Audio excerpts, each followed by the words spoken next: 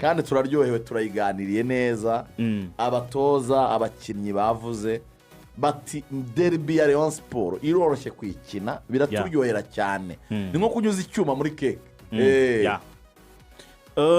mwe muri Rayon Sports no muri Rayon Sports rega nuko bimeze ni nko gutera urushinge mu ifu ni ibintu byijyana kubera ko mubisobanuye neza nge nakurikiye ikiganiro cyanyu cyo ku munsi w'ejo ndetse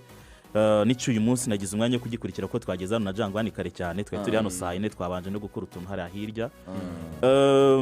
mubisobanuye neza ndumva ngewe n'ikintu ngiye gukora ntabwo ndibuze kuvuga amagambo menshi uyu munsi naza gutangaza uburyo abantu bagura amatike gusa na details zijyanye na match kubera ko iyi match hari abantu bicaye bayivuga ukundi kuntu ariko iyi ngiyi ni match ikomeye iruta na match twakinnye mu kwambira Super Coupe iyi ni match ikomeye itandukanye cyane na match ibanze ya shampiyona kubera iki uyu munsi APR gutsinda match bisobanuye ko bitwaye igikombe cya shampiyona nta garuriro biraba bifite mu mibare irabitaragitwara ariko ntago ushobora kubona ikipe ya APR itakaza match nyinshi zingana gutyo kurya amanota 11 ashobora kuvamo niba rero natwe twifuza igikombe cya shampiyona iyi niyo yo overturning situation ni match yo kongera guhindura situation ni nacyo kintu mutoza HARINGINGO Francisco yabwiye abahungu be yarababwiye ngo murifuza gutwara igikombe muri Rayon Sports bati yego match y'igikombe ni iyi ngiyi tugiye gukina it's now or never murabikora uyu munsi cyangwa dutegereze umwaka wa 8 tudatwara igikombe cya shampiyona it's now or never twebwe turi kuganira nawe aratubwira ngo ndafise plan mfite umupango natwe rero kubera ko twizerera muri HARINGINGO abariyo dufise plan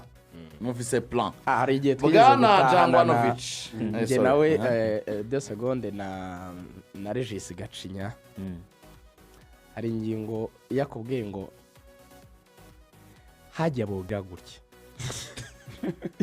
HARINGINGO kana ko gatoki abakazamura mu modoka ajya guha scenario hajya bopanga gutya akakubwira ukuntu APR bayipanga agahita yica akavuga ati nashyira mu uyu n'uyu ubwo sinabivuga kuko urumva urwo n'ururimi rw'abatoza haramabanga abatoza tutamena y'abandi